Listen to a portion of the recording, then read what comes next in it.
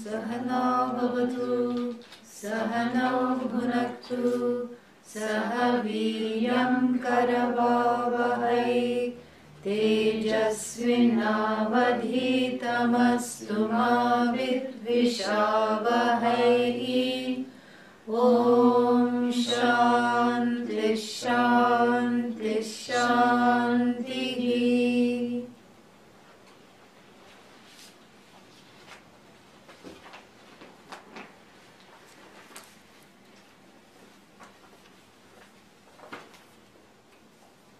Namaste to everyone.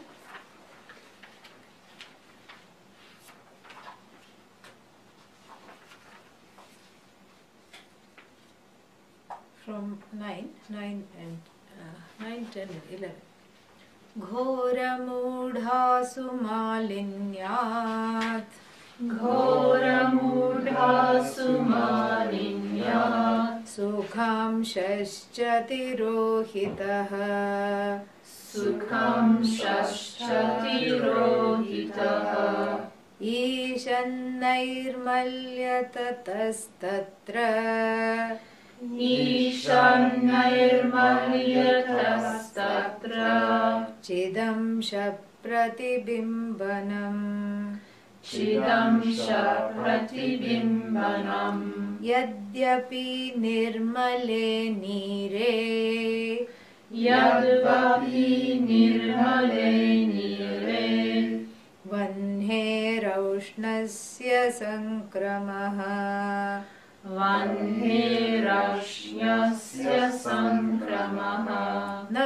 prakashasya tadvadsyat, Na prakashasya tadvasya, Chinmatrodbhutirevacha, Chinmatro bhutirevacha, Kashte tvaushnyam prakashau dvau, Kashte tvaushnyam prakashavvau, Udbhavam gacchato yatha, Udbhavam gacchato yatha, Shantasu sukha chaitanye, Shantasu sukha chaitanye, Tathaivodbhutimapnutaha, Tathaivo bhutimapnutaha.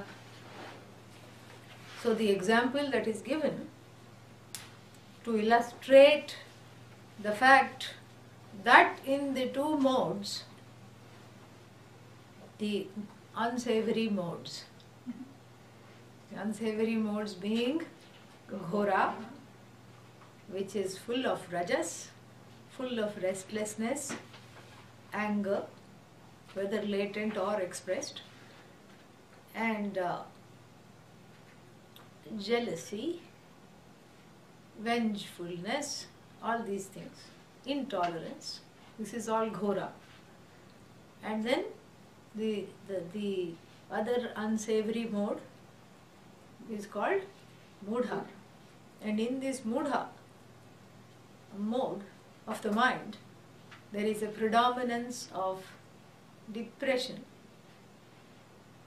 resentment, apathy, and deep-seated all kinds of fears, again expressed or latent. So the point is that in these two modes, the happiness which is you is not manifest, because the modes predominate and preponderate over the happiness. The happiness is not an event that happens to the self when it is in contact with other events. Why? Because the self is not an event in time. Atma is not an event in time. It is that unending, limitless canvas, as it were, over which all events flow, over which all events unfold. Itself is not an event. If it is an event, if the Atma is an event, then it should come and go. But as we have seen in all the three states, I say I am, I am, I am. I own up all the three states. So obviously there is something here that is not coming or going, which is myself alone. So this Atma, which is not an event, has that joy as its very Swarupa, its very nature, not as a property that belongs to it. Because if happiness, Ananda, is a property that belongs to the Atma, what will happen? It will be foreclosed. It will be taken away. Here it is not being taken away. It is very much, it's not a property, it is the nature. Swabhavasya na nivrittihi.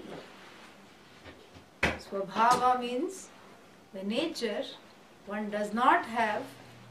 Nature is that which doesn't change. That is one's nature. It cannot be negated. Na nivrittihi means there is no freedom from swabhava. So if it is the nature to be happy of the self, even Bhagavan cannot change that. If you pray, if somebody prays, I don't know who would, but let us suppose they do. Oh Bhagavan, I have too much happiness. Please give me some sadness. It's not fair. How long are you going to keep me happy like this? No one prays. Why? Because even the most mudha mind knows that this is my nature. Somewhere, after unearthing through all the skeletons of pain and sorrow and the deep-seated residues of resentment, even that mudha mind, a mind that is predominated by the mudha vritti, knows something is wrong and I don't like myself this way. This itself shows that this is the happiness belongs to oneself, which is the nature of oneself, Brahman, Atma, and the happiness does not come from outside. But what we find is that the expression of that happiness, yesterday I was giving you the example of the remote. It's like when, the happiness cannot be broadcast because you have pressed the mute button. On this remote, you have pressed the mute button. And what is the mute button? Mudha vritti and the ghora vritti, these two states of mind inhibit the expression of that happiness. And the happiness doesn't express itself at all. And so therefore, the people who are searching for this happiness everywhere are told by Swami Vidyaranya, go no further than interrogating the modes of your own mind. And you will find the answer there, why the happiness is so elusive. And you will also find a solution how to express this happiness that is already you. And so, to illustrate this, there are two examples given. If you say, how is this possible? If the happiness is there, it should be evident. Sat is there, correct? Because we talked about Sat, Chit and Ananda. Sat means existence. So I exist is there and that is not going away. How come the ghora vritti and the mudha vritti are not interfering with the manifestation of Sat? If somebody were to ask that question, Swami Vidyaranya would say, and he kind of indicates that, is that the Sat is the common thing of everything, because you don't have to, even if the ghora vritti prevents you from feeling happy, the ghora vritti cannot prevent you from saying you are, correct? Why? And yesterday we saw that reason. Because the presence of the mind and the mind being crafted from the sattvic elements, 5 subtle elements, has a little bit of purity there. Purity doesn't mean, pure or impure. Purity more in the sense of subtlety. The chit is manifest despite you. Even though you say, I don't want to exist, and I'm continuing to exist because I do, even though I don't want to exist, even if one were to say that, the chit is manifest in the mind because there is a slight Ishat Nairmalyat. So Nairmalya means freedom from mala, freedom from debris, freedom from impurity. So because the mind is subtle, consciousness shines in the mind. First I exist, but then when I declare I exist, what am I saying? I know I am. I'm not just saying I am. I know I am. That I know comes along with I am. There is no I am without I know. And of course there is no I know without I am. So when I say I am, what I am saying is I know I am. Don't ask the next question, because that's going to trigger the other two vrittis. Which is the next question, what are you? Finished. Then the Ghora vritti comes and interferes and says, I'm an idiot, I'm a donkey, I wish I didn't feel this way, I'm sad, I'm depressed. I'm angry. The Ghora and the Mudha vritti take over in answering the last question, what are you? Okay? Yeah. There is enough of a sentiency that has been rescued from these two vrittis. To say, I know I am. To say, I am. Because it's a basic reflection, as he would say. It's a basic expression of everything. Even the dog says, I know I am. I mean, it may not say that, but it is aware of itself. We can see that. It's aware of other dogs. It's aware of what is not a dog. I mean, if the big dog, like a husky, meets a small pocket dog, they have these dogs that in a little I'm not kidding, it comes in the traveling bag, it's like in the backpack. A small thing. First I thought it was a rat, but actually it was, yeah, and she was sitting just on the other side of the aisle on the plane. It came on the plane and it was in this little backpack with a net on its face, and first I said, what is this? And then it barked. It's this tiny little thing, pocket dog, So if this husky, this big dog, meets this little pocket dog, it's not going to mistake it for a cat. It's going to bark, it's going to assert itself and says, I don't need to say this, but I'm, at least 50 times bigger than you. And the other one, first it will retreat into the safety of that little pocket, and then it will also bark from there. Yeah. So it's not going to mistake it for other things, so that species recognition is there, and this is not my kind is there, and if it sees the cat, it will chase the cat. That is also there. This is all given by Bhagavan for the sake of the continuation of the species, to recognize the species, to reproduce, etc., to save oneself from predators. So everything knows it is. And and to a certain extent it knows what it is. It may not say dog, it may not say pedigree, it won't know all that, but it knows it belongs to a particular class, and it can recognize the members of its class, and it can recognize the members not belonging to its class. These two things, is there common for everyone. Why? Because the mind is crafted from the sattvika elements, so there is the presence of that sattva in the form of the mind itself, allows for this manifestation to take place. But in terms of the last aspect of the nature of Brahman, which is Ananda, even though it is inextricably linked to Sat and Chit. I just showed you how Sat and Chit are linked. When I say I am, what am I saying? I know. What do you know? I know that I am.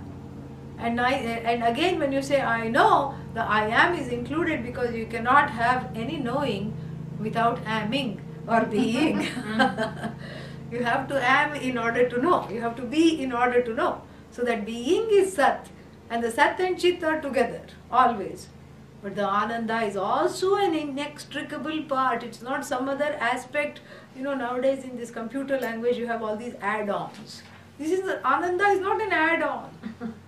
Yeah, it's not some app that you have to go to the store and buy and click on it and then download this app, Ananda app. No. It is very much part and parcel, an intrinsic part and parcel, an impartite impart, even though I'm contradicting myself, there is no other way to express it, an impartite expression of Brahman. So the Ananda is also built into the Sat and Chit. How? Because if you say what kind of Sat, what kind of Chit, it's a limitless being and it's a limitless knowing. And that limitlessness itself becomes happiness, translated as happiness at the level of the individual. Why? Because what the individual wants is to be free of time and space. That is what one wants. That is what is the meaning of happiness. Think about it. So how long you want to be happy? What will you say? Forever. Nobody will say just 10 minutes is enough, oh God, oh Bhagavan. You know, I've had 90 minutes of sadness, just give me 10 minutes of happiness. Nobody will pray like that. And so, how long you want to be happy? Forever, all the time. When do you want to be happy? Now. It's not, maybe I'll settle for being happy, after I'm 82. Nobody is going to say that. I want to be happy now. Where do you want to be happy? When you attend happy hour? No. Not there, not here, everywhere. So you see what one is seeking. When you say, I want happiness, one is actually seeking limitlessness. The two are one and the same. At the level of Brahman, when Brahman is defined and described, it is called Satyam Jnanam Anantam. That which exists, that which is sentient, which is in the form of all knowledge, that does not cut itself up into knower known duality, and that which is limitless. And at the level of the individual, from the standpoint of the individual Atma, when you refer to those same qualities, can't be called qualities, the same definition. The definition of Atma is also the same. Sat is Satyam, Chit is Jnanam, and then the final one has been tweaked a little bit to speak to the individual. The Ananta, if somebody says, do you want to be limitless? Everybody is going to say no, because we don't know what that limitless is. But if somebody says, do you want to be happy forever? Yes, I want to be happy forever. So that becomes Ananda.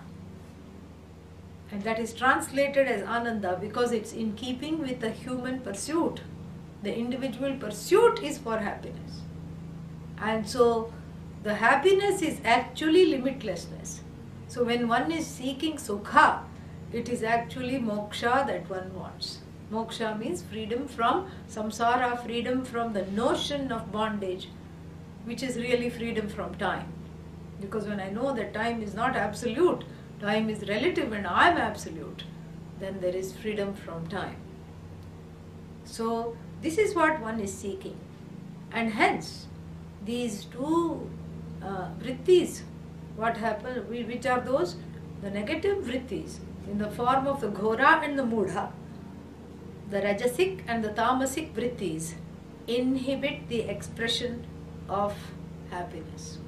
They block the expression of this happiness, which is inextricably one's nature. It just blocks it. And the two examples, very brilliant examples given to show how it is blocked. The first example is, both of them take the fire. The fire has two properties which are inextricably linked. In the fire, can you separate the heat from the light? No. But when you put a water kettle on it, kettle of water on the fire, and then it starts to boil, what is transferred to the water is just the heat. The light remains with the fire, correct? The heat also remains with the fire. It's as though transferred to the pot. Just like in the ghora and the mudha vrittis, the sat and chit are transferred to the mind, are not transferred, are borrowed from Brahman and are evident in the mind. But then the Ananda is not evident. It is latent. It is yet to be discovered, whose discovery is blocked by one's own falling into these states. Yeah. So then The other example, this is the first two vrittis. So only one aspect of the fire is evident in these two vrittis. But then the other example is the one of the wood. So you take away the pot of water from the fire and put another piece of firewood and watch it closely. And then when you lift the firebrand which is starting to burn from the fire, you see that the fire has transferred, it is hot to touch, and also it has transferred the light as well. So the light and the heat of the fire are transferred to the kashtha, and that is the 11th verse. Kashthe tu, whereas in the wood, aushnyam prakashau dvau, these two properties of the fire, aushnyam heat and prakashau, the aushnya prakashau means the heat and the light. Udbhavam gacchato yatha. So just like they have gone into the or manifest in the wood, likewise shantasu, in the shanta mode of the mind, sukha chaitanya, both the chit which says I know I am, and also the happiness. You know, what is this I? What is this I am? This is a contented I am. Is also tatha eva udbhutim apnutaha. Udbhutim apnutaha means has gained the latency has gained a manifestation. Udbhutim apnutaha. So it has also gained a manifestation. So in the water, doesn't matter how pure the water may be, the fire cannot transfer the light to the water because of the inappropriateness of the medium. That's what it is. And the fire can transfer both its properties, namely heat and light, because of the appropriateness of the medium in the form of the wood. And so, what must one do in order that all three definitions of Brahman one can live? Be in the Shanta mode. That is the answer. Be in the Shanta mode. And then, he concludes in verse 12. He talks about something in verse 12, concluding this whole discussion. He says, Vastu svabhavam ashritya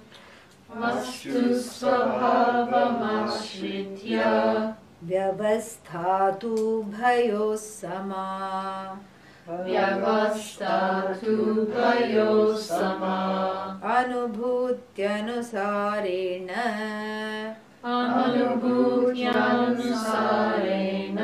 kalpyate hi niyamakam. Yeah.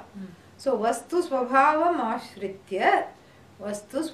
ashritya means depending upon the nature of the object, vyavastha, the arrangement, ubhayo sama means the arrangement being the same in both the situations, anubhuti anusarena, according to one's the experience, kalpyate is decided. Niyamakam means the properties are established. So in these two examples, what is he saying is that the properties that are manifest, of the fire are already established. It is already established that the wood is going to manifest these two properties of the fire, namely heat and light, and it is already established that the water is only capable of manifesting one of the properties of fire, not both, because of their natures.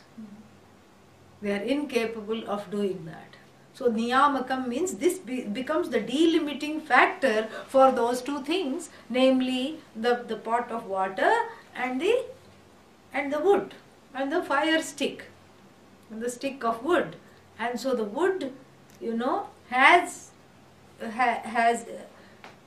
has certain things that are built in, which is able to manifest the fire, all the properties of the fire. whereas the other one, the water, is incapable of manifesting both the properties. So likewise, so what does the water represent here in our example?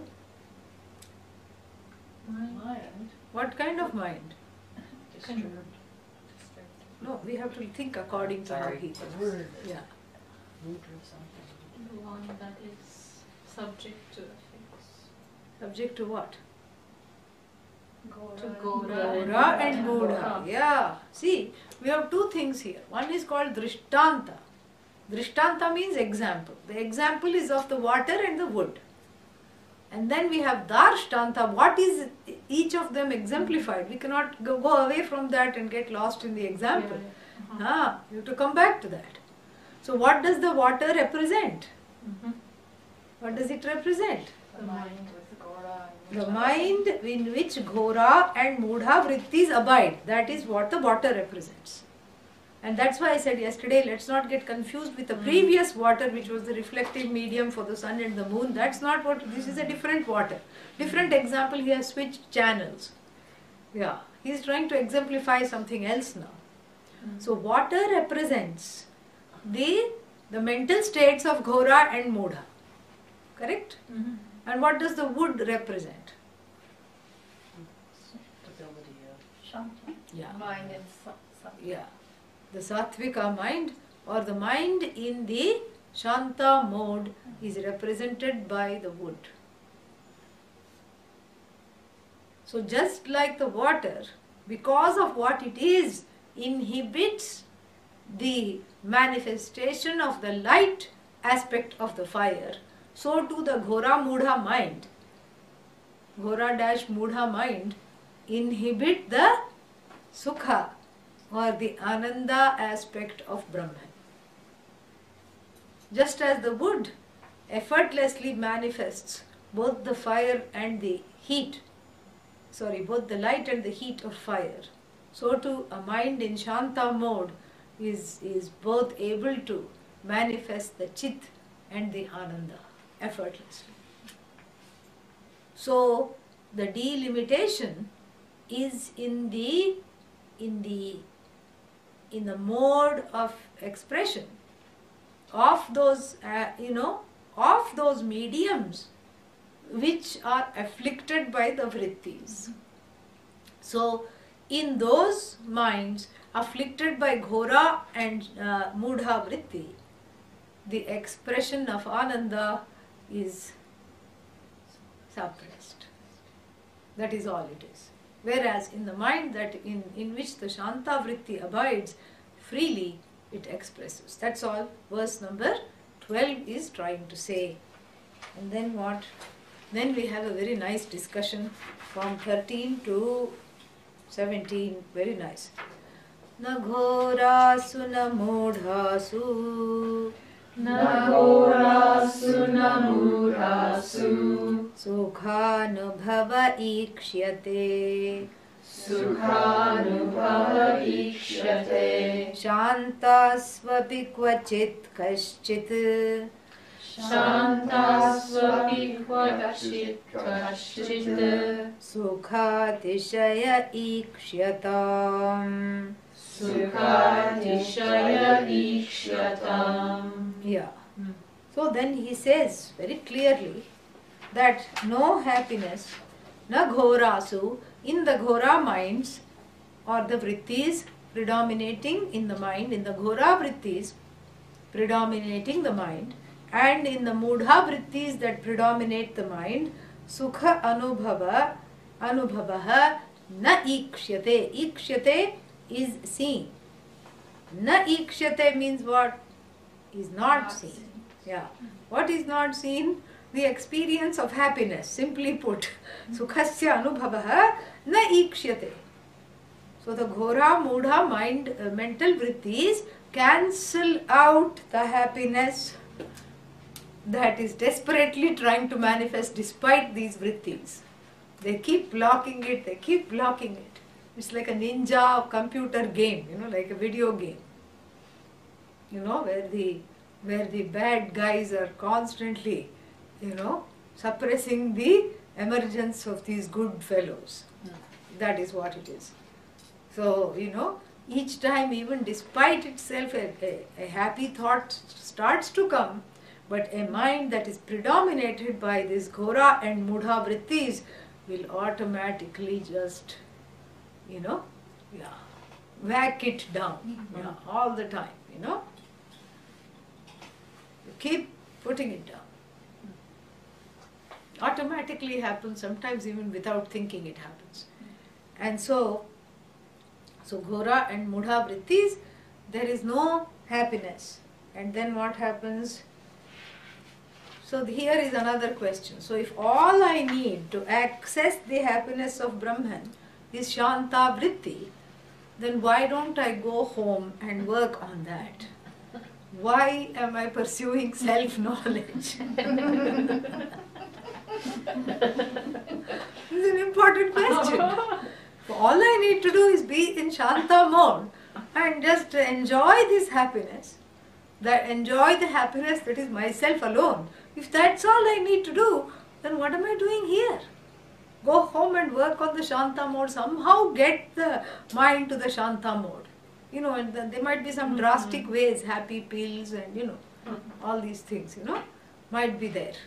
So why don't I just go that way?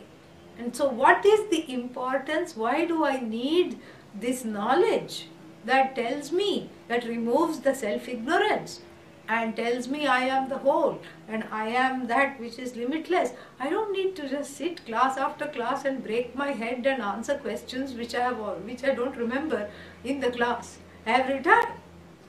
Why do I need to do that? All I need to do is, be in the meditation Chin Mudra and just be in Shanta Vritti. Interact very little with the world, because interacting with the world brings out the ghora and the mudha vrittis.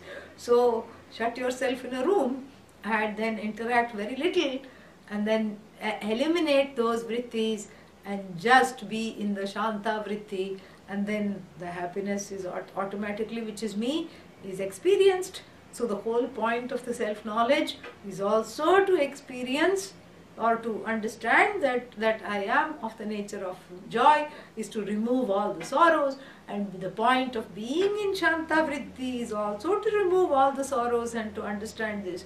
So then why do I need to study? And so in this verse, Swami Vidyaranya cautions that in the Shanta Vritti also, the happiness is kvachit kaschit. Kabhi kabhi. Kabhi kabhi means more or less. Sometimes it is there. Why? Because it is impossible for a person to be in Shanta Vritti all the time. It is impossible to be in the Shanta Vritti all the time. It's just not possible, and therefore it is not possible to experience the complete, that I am totally free. It's not possible to see that, to understand that in the Shanta Vritti. Because when we say Shanta Vritti predominates means what? There is a preponderance of it. So when you use the word preponderance, that means there is a lesha of the other two vrittis. Lesha means a residue.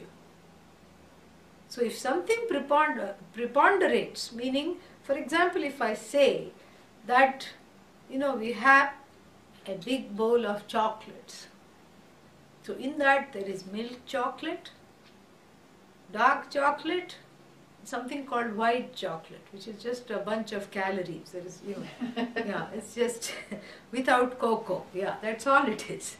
So there is a bowl in which these kinds of candies are mixed up. And what is the mix-up? Dark, milk and white chocolate. So if I say in this bowl, the white chocolate, is very, is predominating this bowl. That means what? What am I trying to say?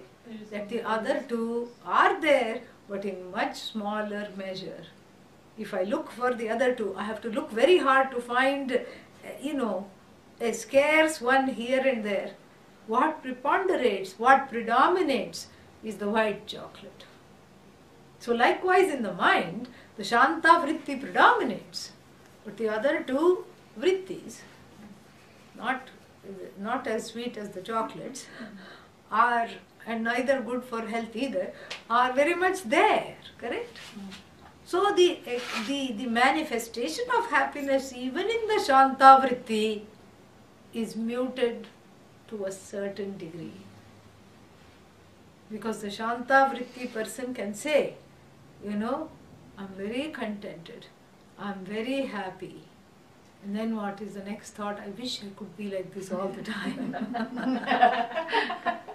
So this is the thing, I'm very contented, I'm very happy, I'm having such a nice meditation until the phone or the bell rings.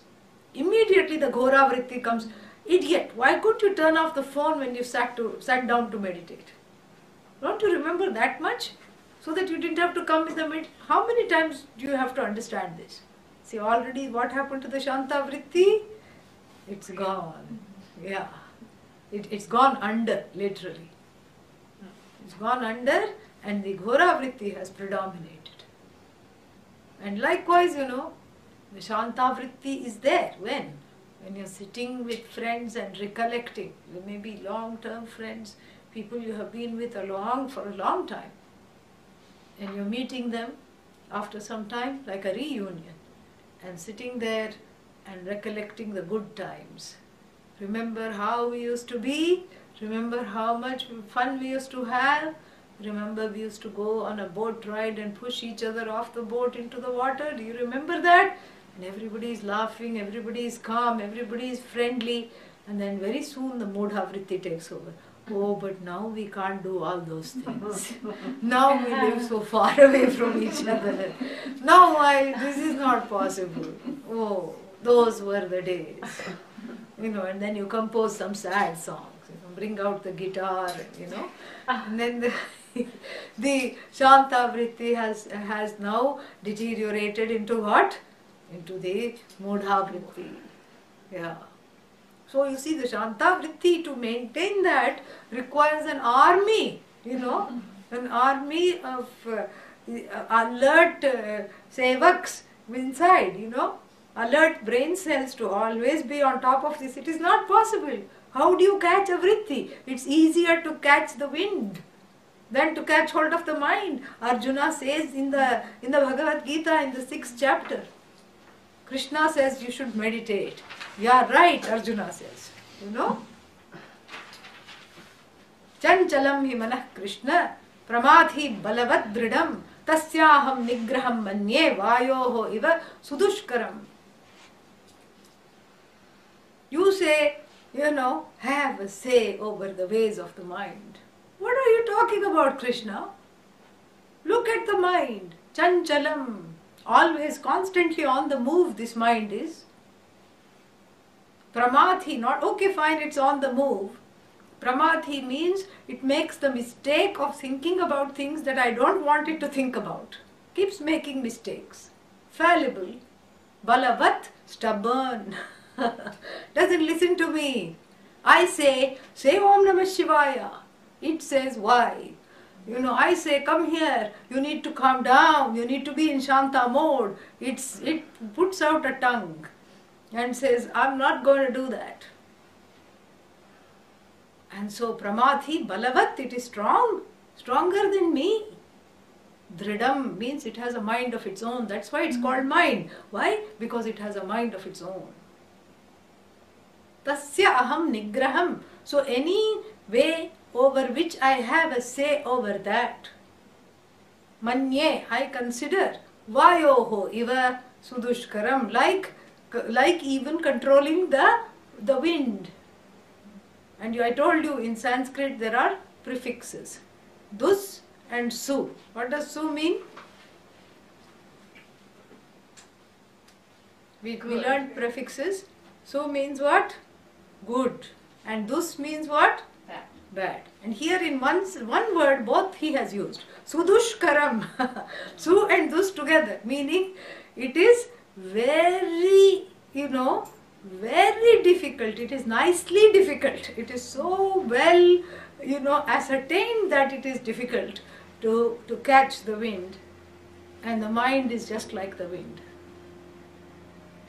So how are you? I mean, there is a difference between trying to be in the Shanta Vritti and helping yourself as a way to gain this knowledge. Because in the Shanta Vritti is where the knowledge takes place, where the mind is contented, quiet, receptive, and I can do everything to help myself. But I can't keep broadcasting and beaming the Shanta Vritti all the time. Why? Because of the fact that the mind keeps moving, from thought to thought, from vritti to vritti.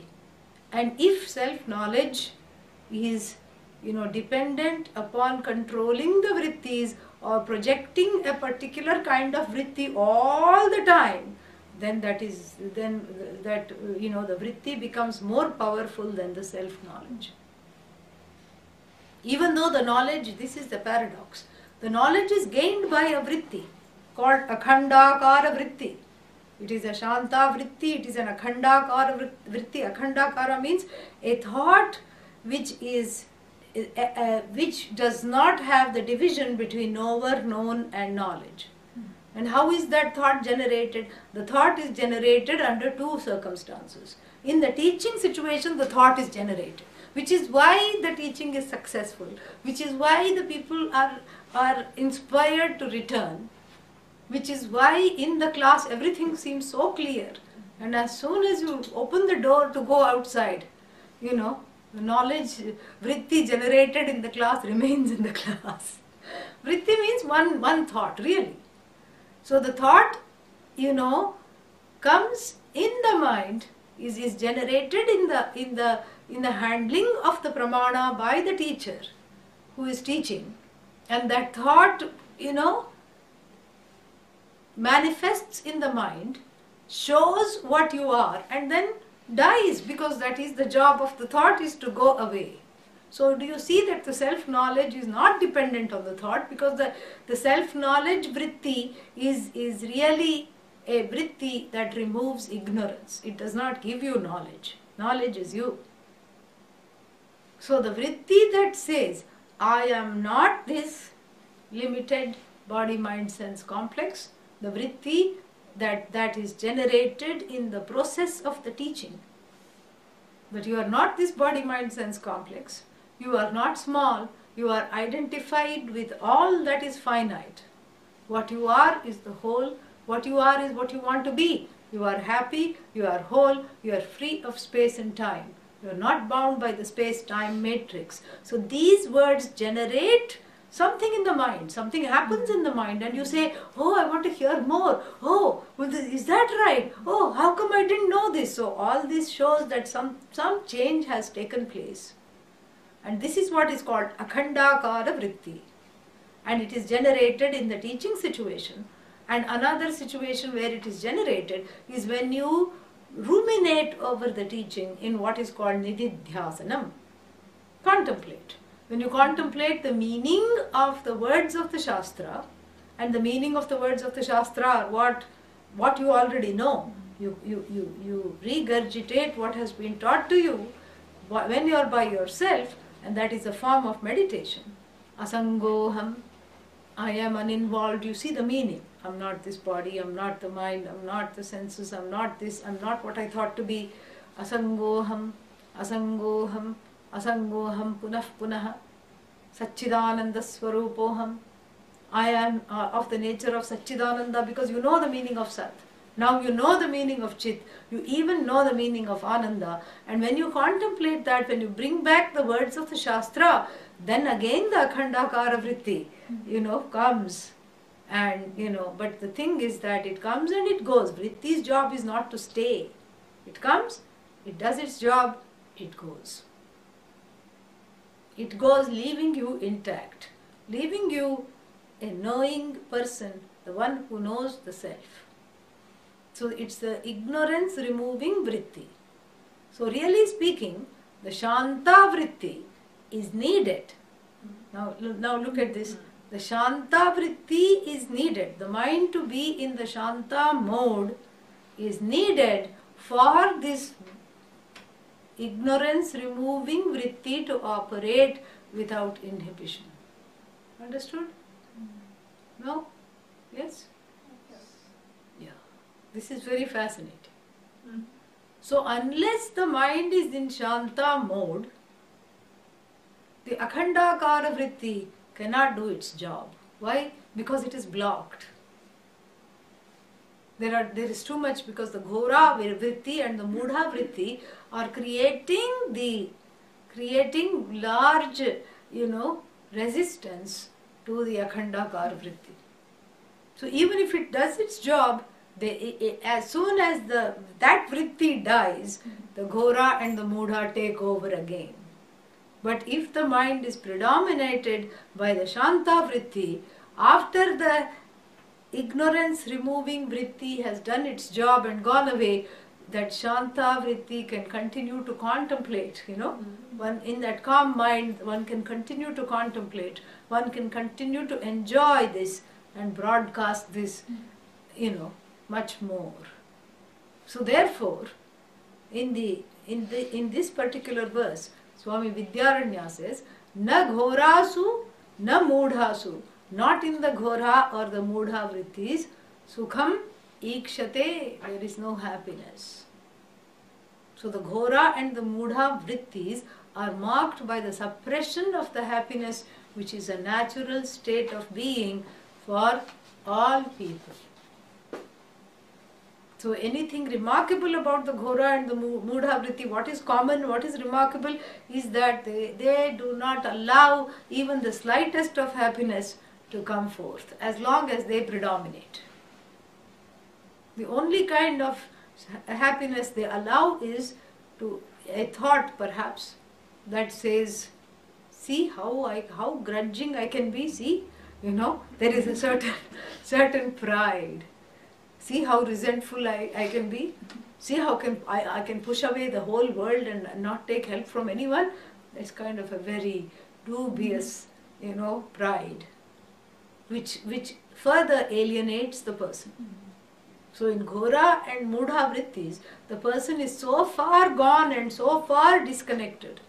And also, how does the Ghora, and this is something worth looking into, how do the Ghora and the Mudha vrittis compare to the qualifications that we have been studying?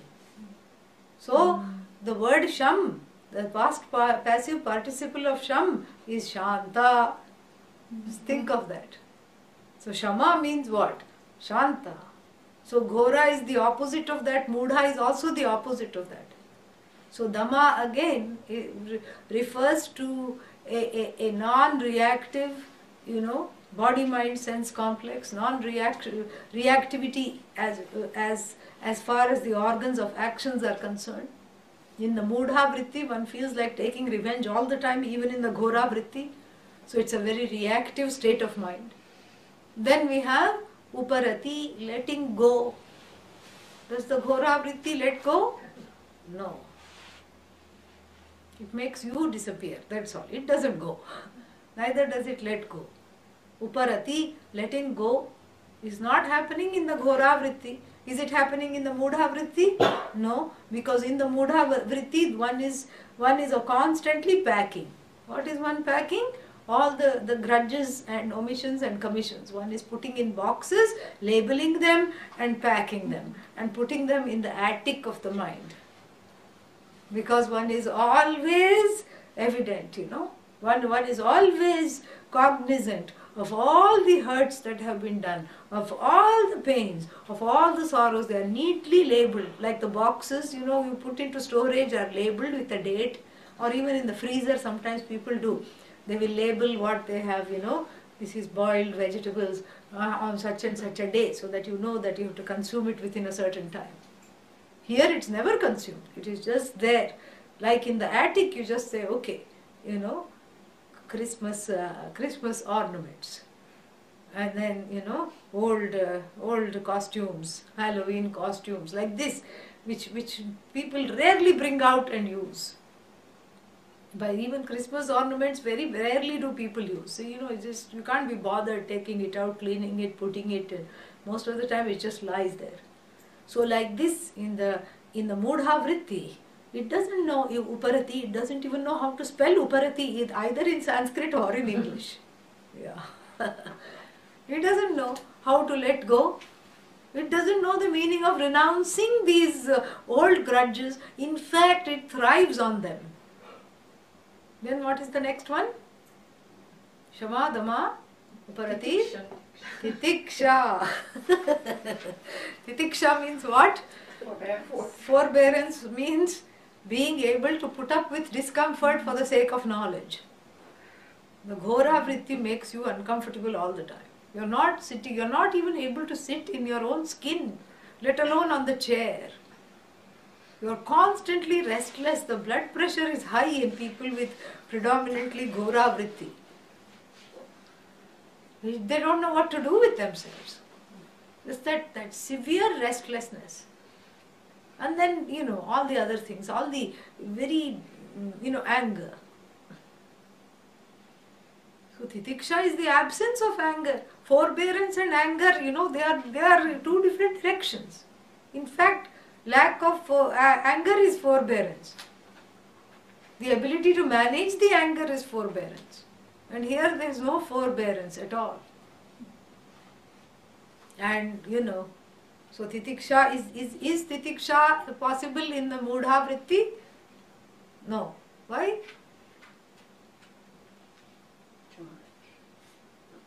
Why? Because it is just drowning in sorrow all the time. Yeah. And it says, I cannot bear this sorrow. I cannot handle this pain. And all the time it is either crying by itself or it is advertising the sorrow. And remember, we are talking of archetypes. Frequently the two are together. And not to give bad news so quickly, so much bad news so quickly. But we have to deal with this at some time or the other. Is that in a Ghora mind, the Mudha Vritti is also active and the other way around. So we are just separating them in terms of ideal types or archetypes. And as he will show in the coming verses, a Ghora mind immediately deteriorates into Mudha. And the Mudha mind, in a mind where the Mudha Vrittis prevail, it can activate into Ghora and get angry just like that. So the two actually are great friends. Okay, now back to the qualifications. Then what else do we have? Titiksha, Shraddha. Ooh, okay. Can there be, what is Shraddha first of all? Reverence. Huh? Reverence. Reverence. Reverence for what? The teacher and the teaching. The teacher and the teachings. Okay. So in the Ghora mind, what happens? Whatever the teacher is saying is wrong. Yeah. Why? Because the teacher is not looking at me, looking at someone else. Yeah. This is the Ghora Vritti. Yeah. And frequently people say this. People think this. And so that is one, example. Another example, I don't like what the teacher is saying. It cannot be right. This is the opposite of Shraddha, right? And so the Ghora mind, and in the Mudha mind, what happens? How can there be Shraddha in the Mudha mind? No, why not? It's never bothered to understand. Yeah, it's just too solipsistic, too sad, too depressed, too full of pain. And it looks at the teaching situation as a place to get rid of the pain rather than gain the teaching. So this is what happens. A lot of times people are drawn to Vedanta, because of the sadness. Nothing wrong, I'm just saying. Because they are, and sometimes sadness means a sadness that they recognize as an imposter and they want to get rid of this imposter. And they feel like this would be a good thing. That is the correct thing to do. They have done the correct thing. Some Purva Punya, previous Punya has worked overtime to bring them to this very blessed situation of teaching. That is wonderful. That is the best way of overcoming the sadness. But the mind, at the level of the vritti, what does it do? And these Ghora and Mudha vrittis are notorious for being addictive. Yeah, they just keep, multiplying themselves like amoebas. So therefore, what happens?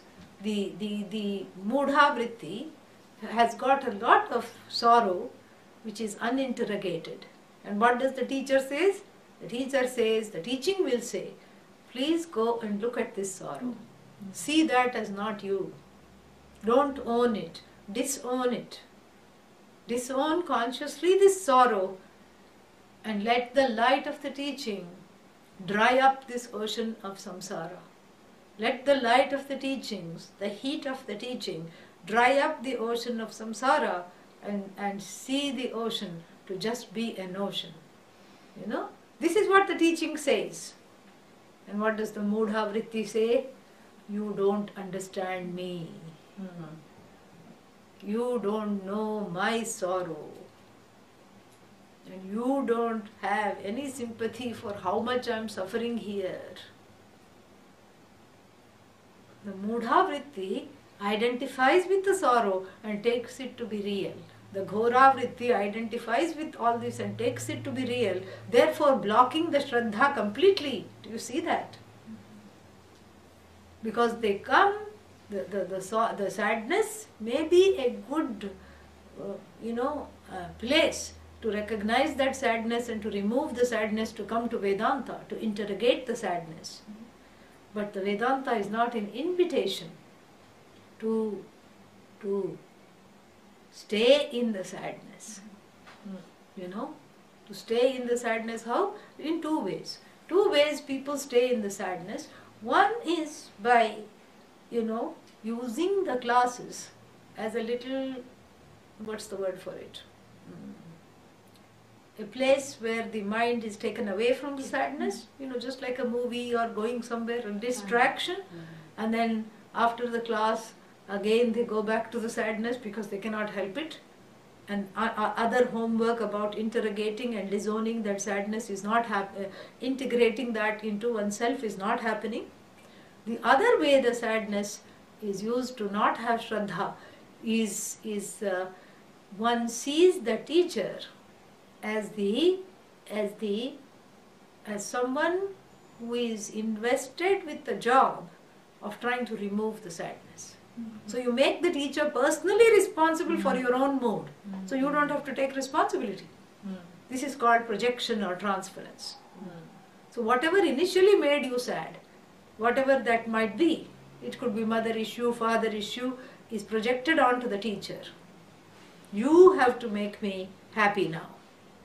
And if you don't make me happy, that means your Vedanta doesn't work. You see, what can the teacher do? And what can the, Shraddhavan labhate jnanam. If Shraddha is not there, these are the inhibitive factors that come. And that transference and the projection, constantly which advertises the fact that your teaching is not working. And I am the one on which your teaching is not working. It's a cry for help. It's a cry to be noticed. It's the cry to be, to get help, really. But not the kind of help that the teacher can give. The teacher of Vedanta is more like a super therapy. Yeah. It works after you've had some therapy. It really works, not before. And so that's where one has to start, at the level of self-care. And the temptation is to make the teacher into the mother that cares for you, make the teacher into the father that cares for you, because earlier the mother and the father did not care for me. That is the feeling. That is the core feeling of the core person. And making the mother into the father, making the teacher into the father and mother, is not going to give you knowledge. You're settling for a quick, fix. A temporary fix. Because if one is projecting onto the teacher one's own pain and sorrow, then the teacher is not going to participate in that projection, first of all. And if the teacher is not participating in the projection, it's a one-sided projection. Correct? And in this one-sided projection, what happens? You are seeing what you want to see. And on certain days, you have a positive projection on the teacher. Oh, the teacher reminded me of the nice things which the father reminded me of, or the mother reminded me of, or the caregiver reminded me of. So on that day, oh, the teacher is so good. The next day what happens? The teacher inadvertently triggers the memory of the student in the mudha mode of a negative memory. What is that called? The negative projection is called? Two kinds of projections. Technical names for the two kinds of projections that we are studying. Oh. Shobhana Adhyasa, a positive projection. Ashobhana Adhyasa, a negative projection. So Adhyasa means projection. So just like I have a regular Adhyasa, the snake onto the rope, similarly, the Ghora mind and the Mudha mind together put the teacher in the position, have positive and negative projections over the teacher, which inhibits Shraddha. Sometimes one feels, that the teacher should be taking care of me. And if they are not taking care of me, I'll stop coming to the classes. As though the teacher is waiting for you to come and sit. This is what the mistake, because if one goes away from Vedanta, it is primarily because of the predominance of the Ghora and the Mudha vrittis. That is why one has to be prayerful. Because the loss is one's own. It is not the loss of the teaching. The teaching is infinite. You are infinite. But you have to know that. So that is one of the reasons to consciously suspend the projections and to be in a place of receptivity for the teachings. And so this is what it is. The projections may happen. It's okay. It's not a big deal if the projection happens. There's no point in feeling guilty. They happen. But one has to be conscious of them and not let them interfere with the gain of the knowledge. That is Shraddha. And do you see how the Ghora and the Mudha minds interfere with the Shraddha? And then what is the last one of the six-pack? Samadhanam. Single-minded focus. Can the Ghora mind have single-minded focus? Is that a rhetorical question? Yes.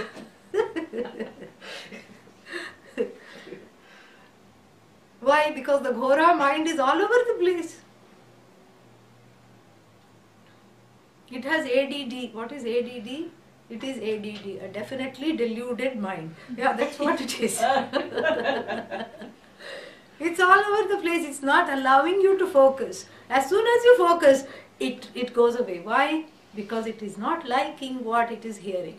Because what it is hearing is basically that it has to annihilate itself. You see what I'm saying? And here the Ghora mind is identified with the Ahankara, the I notion. I am restless. I am begrudging. I am revengeful. I am angry. And so, and the beautiful dulcet teaching that says you are not angry, you are not resentful, you are, Shanta, you are, Nitya, Shuddha, ever pure, ever free of hurt, ever free of guilt, ever free of all emotions. And now the Ghora mind, which is identified with the ego, is having a fit. It has to block this teaching because it cannot sustain these teachings and receive these teachings while still being identified with the I-ness, cannot receive these teachings while still being identified with this particular negative state of mind. So what does it do? It blocks it, no samadhanam, it starts to think of something else. It says, let me check out right now, it checks out. And therefore, samadhanam cannot come to the Ghora mind. Can it come to the other fellow, the Mudha mind? Absolutely not, because the Mudha mind is, has brought a cauldron to class, a cauldron filled with tears, of sorrow, and it is drowning in the class. Glub, glub, glub, glub, glub, rescue me, rescue me, rescue me, save me, save me, save me, save me, save me. And the teacher is, The teacher is saying at the top of the voice, you are already saved, there is nothing to save. You are not enslaved, you don't need to be saved. No, glub, glub, glub, glub, help me, take care of me, take care of me, take care of me. Mudha mind. Samadhanam gone. Now what about the other three? Viveka. Viveka, discrimination between what? Nitya and Anitya. That which is permanent, which I want, and that which is temporary, which I really do not want, that which is finite. But can the Ghora mind, is it capable of doing that? And if we really think why, it is very clear that the Ghora mind, the mind which has got all these tendencies, it is just, there is a basic incapacity to distinguish the correct way of removing this pain and this fear and the sorrow. In the Ghora mind, it is deluded. And why is it deluded? Because it cannot go anywhere else. It's so angry that it cannot really just sit with itself to see what it wants, what it doesn't want. It makes bad decisions. Based on anger, it will choose the finite. Sometimes even suicide. It may end the life because it cannot handle it, stand itself. Both Ghora and Mudha. It will make bad decisions. Same thing with the Mudha mind. It will resort, instead of resorting to Vedanta and seeing that this is what is the permanent thing, to understand my nature, it will go down a very dark path of addiction and some other ways of suppression, pain, fear, sorrow. It will not allow itself to just even sift what it wants, what it doesn't want. It won't allow itself to be guided by its higher self.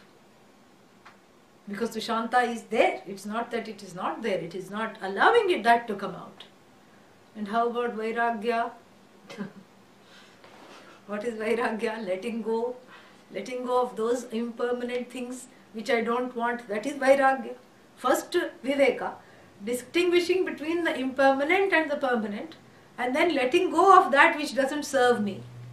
Ghora and Mudha thrive on holding on to that which doesn't serve it. I told you, it labels all the grudges and packs them away. Kabhi kaam mein aayega, sometime it will come of use.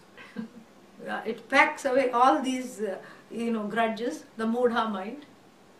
Everything it can name. In fact, if you have a grudge that you want to give it to a Mudha mind, give it. It will hold your grudge also, in addition to its own grudges. I knew somebody, they were going to have their, parents visit, and then, it was a difficult relationship with the parents. And then after the parents came and went, the person called me. I said, how did the visit go? And the person said, my parents are such that even if you have a grudge, you can give it to them to hold. They will hold it for you. So this is what the whole Ghora, I can never forget that. It's so funny. So, this is what the Ghora and the Mudha mind. There is no Vairagya there. It cannot let go of itself, let alone other things. It cannot even interrogate itself and see how unneeded it is here. And the Mudha mind packs everything. The Ghora mind is always out to, get justice for itself. It is not going to let go of anything. All right? Yeah. Then, final one, Mumukshutvam. What is Mumukshutvam? Moksha me bhuyaditi ichha. The desire, let me be free.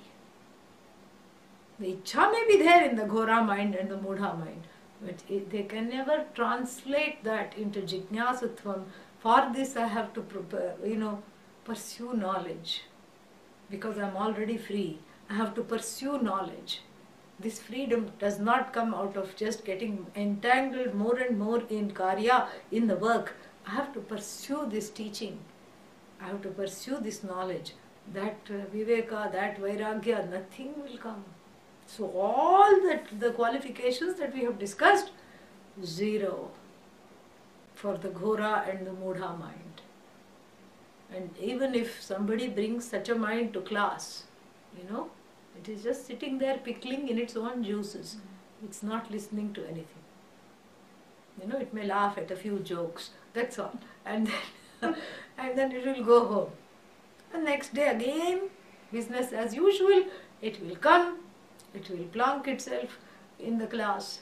It may listen, it may not listen, it will go back. What keeps it coming back? Purva Punya, really. Yeah. Previous good karma may keep it coming back for some time. But if the person doesn't clean up the act in that time period, what happens is zero. Nothing happens. And the person loses hope further and stops coming to class even. Because they have concluded it doesn't work. How can you conclude it doesn't work? I have told you this is a means of knowledge. Without opening the eyes, you cannot say, I can't see. You have to open the eyes. No, but what if it's defective? What if the means of knowledge are defective? You know? Again, you have to operate the means of knowledge to see if they are defective or not. How do you cannot conclude it is defective before allowing the means of knowledge to operate upon you and to see that this indeed is going to free me. You have to be in a place of receptivity. And so, in the Ghora and the Mudha minds, Vidyaranya sadly concludes, not a little bit of happiness can come through. Those mental states are like the black holes which absorb everything and not let any light shine through.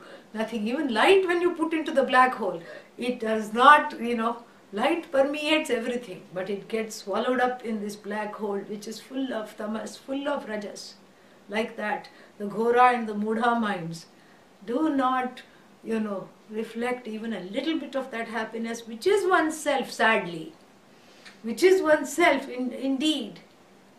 And in the Shanta Vritti, this is manifest. But not all the time. Vachit kaschit. That is why we need the self-knowledge. We need both the Shanta Vritti and the self-knowledge. We need the Shanta Vritti in order to gain self-knowledge. Om Purnamadav Purnamidam Purnat Purnamudachyate Purnasya Purnamadaya Purnamevavashishyate. Om Shanti Shanti Shanti. Hari Om Shri Gurubhyo Namaha. Hari Om. Questions? Yeah. These three vrittis make up the personalities, Swamiji? Yeah, these are the three personalities, general personalities. Not specific. In a very general way, yes. Other questions? Yeah. So it would seem that, and I like that you've been saying this as part of the teachings, that if you're mentally not sound, or if you're unhealthy for some reason, and that causes problems in the mind or the brain, that then you're not open to... Yes, not right now. Not right now, yeah, but that later has to be attended. Yeah. It depends on the severity. Yeah. So if mentally one is not able to handle the teachings, depends if it's just a mild thing, a mild distraction, a mild inhibition in the form of one or two of these vrittis, the negative vrittis, I would say continue to pursue the knowledge, but also take care of whatever is coming in the way. Yeah. But taking care is the qualification. Yeah. So take care of that. But if it is so difficult that one is not able to come at all to class because the vrittis overpower and make one, make one into someone who cannot even absorb anything, then one may have to take a break, go deal with the things, and then come back. So, adhikritasya adhikaraha. So for the one who has the qualification, this knowledge comes. And these two vrittis inhibit the qualifications. Yeah.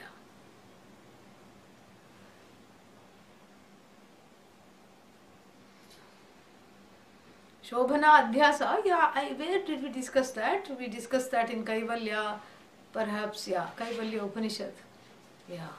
It is there. It is there in the Brahma Sutras, everywhere in Vedanta study. This is the bread and butter of Vedanta. How much does the karmic profile of the person, how much can that be the reason for the negative vrittis? You know? You know, to a certain extent it could be.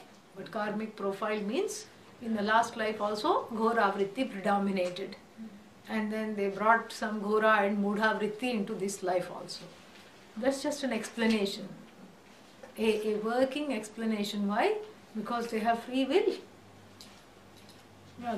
In fact, because they did not overpower it in the last life, is all the more reason to overpower it in this life, especially if they are encountering Vedanta.